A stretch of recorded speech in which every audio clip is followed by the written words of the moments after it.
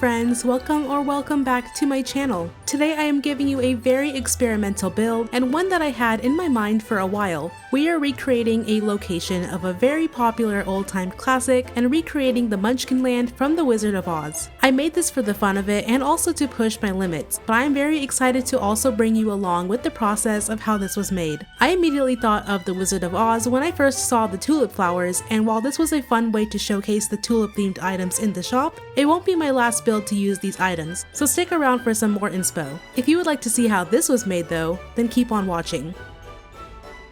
I'll be so real with you, half of the video is just me doing the pathing, and to be honest, this may be one of the few times where the pathing is the entire build, whereas the decorating around it that follows is done with the bare minimum. I did slow it down to the point where if you would like to recreate the spiral pattern, I hope I am showing the process to you in a way that is okay to follow along.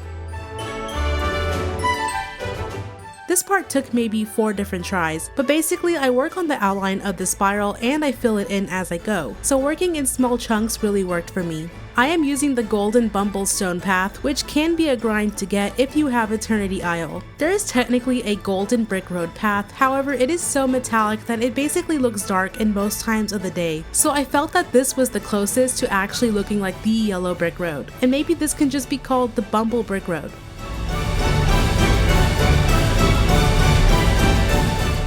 The key here was making the spacing big enough so that the red spiral path was roughly the same size. It was difficult because evidently it is a spiral within a spiral, and Dreamlight Valley already makes it pretty hard to have curved pathing in the game. And I guess you can say I spiraled while making the spiral, so it's just one big spiralception.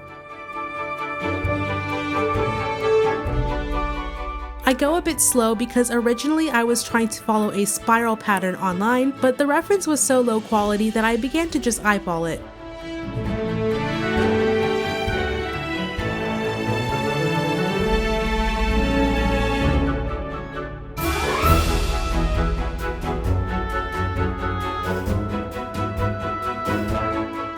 I'm going to really speed up me filling in the paths because that's basically like watching paint dry, and the more important part is seeing how the shape is actually made.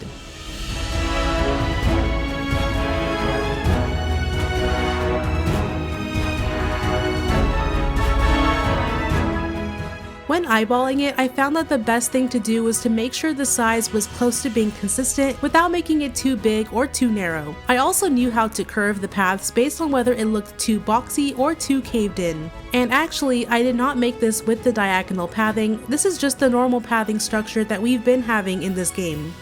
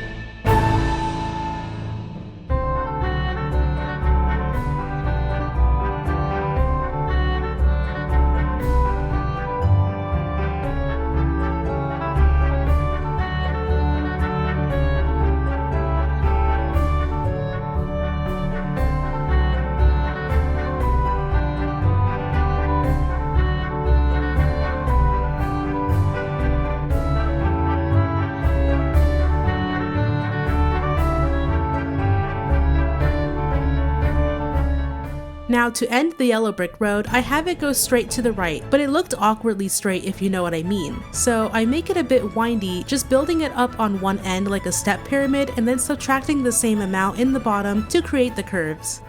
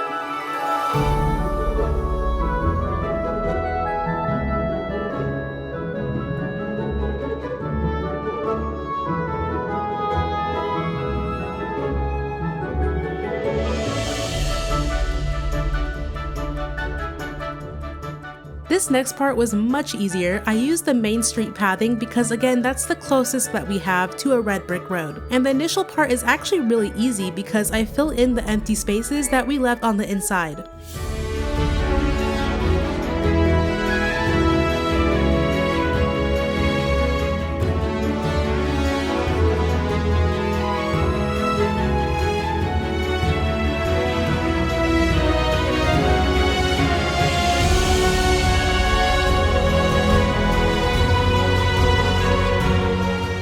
So once we get to the point where the yellow brick road straightened up, I also remembered that in the movie the roads went two different directions, so the only logical way from there was to just have it go straight down. So I take the red road going all the way down to where the water is of the Peaceful Meadow Floating Island, and I make it windy to complete the look.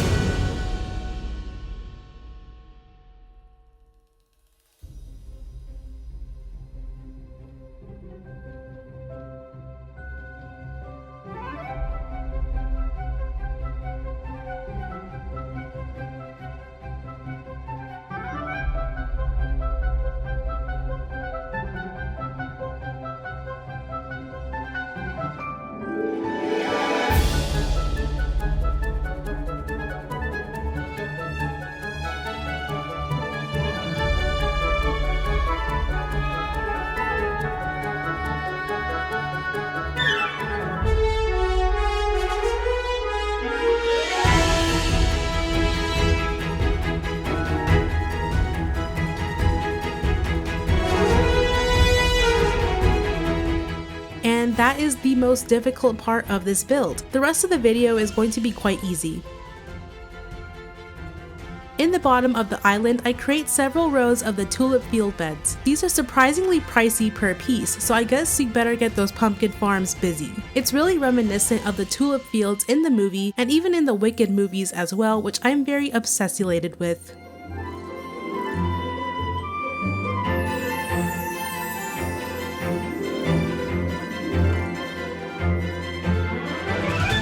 I believe that there was no better place to put the well other than right in the center of those spirals. Because the build is basically 70% pathing, I did feel it was a bit too flat and empty by the spirals, so I add a bunch of these spiral lollipops from Vanellope's friendship quests, and I also use the lighter green cypress trees and I surround the spirals with it.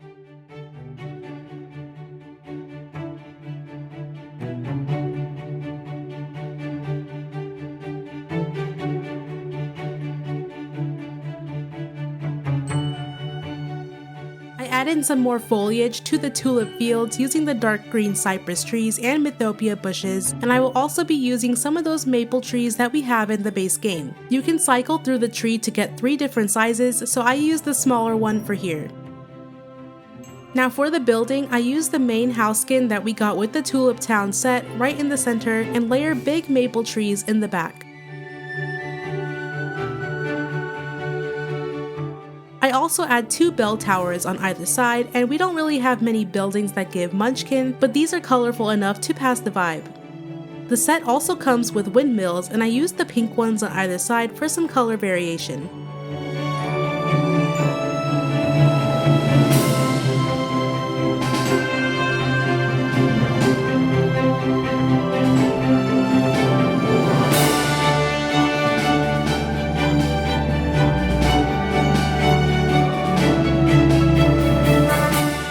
After adding more trees, I added some smaller details like these hedges to break the gaps, and this imagination land thing. I think it was from Joy's Quests, and I thought it was so random, but it just kinda gives Munchkin. I can't really explain why.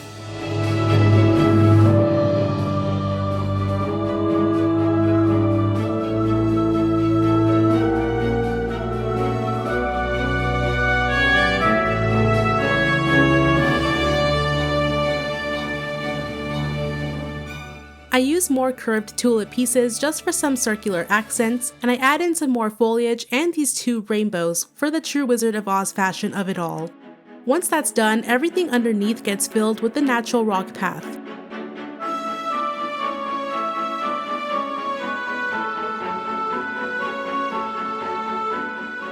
Moving on to the left side, this was definitely not in the movie, but I thought it would be cute to add a cute tulip train station. It's definitely not as detailed as I would normally make a train station, but again, the star of the show was the pathing, so I don't mind it too much. I used the buildings to back the edge and some hedge pieces in front of that. And for the station, I put down another bell tower, and I actually used these arch pieces on both sides to give an extra shape to the building.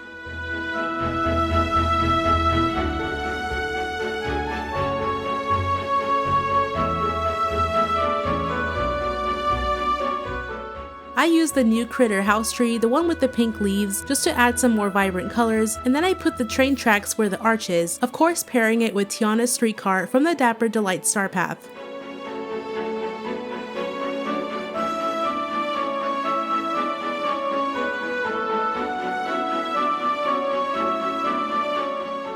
I use a rocky pathing to line the train tracks, and then some more arch pieces to create another tunnel leading out.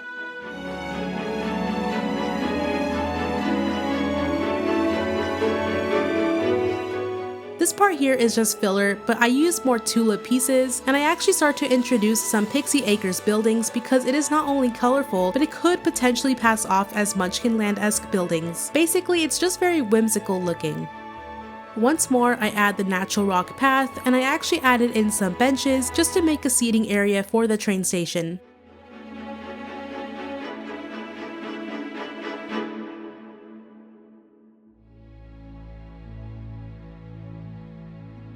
The last thing is a bunch of filler, and I hope it shows you that you can just throw a bunch of things together and make it look intentional. And for the funsies, I also threw in a hot air balloon, which you can use whichever one. I think it's a fun Easter egg from the movie.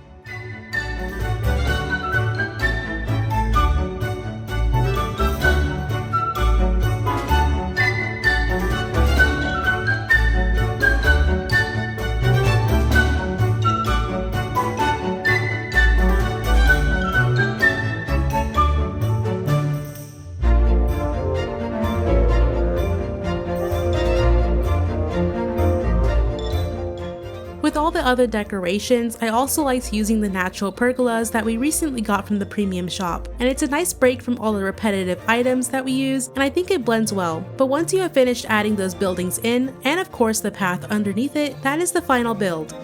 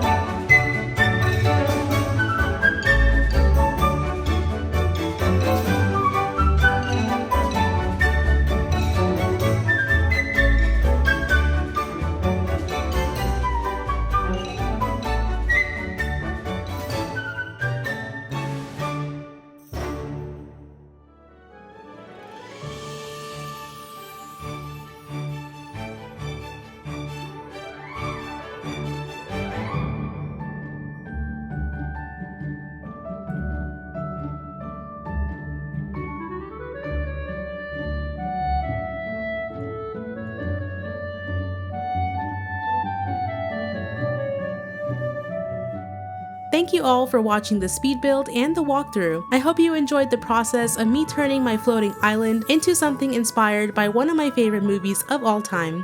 I definitely want to play with the tulip fields and buildings more in the future, but this was just a fun idea I had to showcase these items in a fun way that satisfies my film-loving self. It also pushed me to go outside of the box because I definitely wasn't sure if I can replicate the spiral paths from the movie to begin with, so this was a very fun project for me and I'm very glad to also share it with you as well. If you liked the video, be sure to like, subscribe, and I will see you all in the next one. Bye!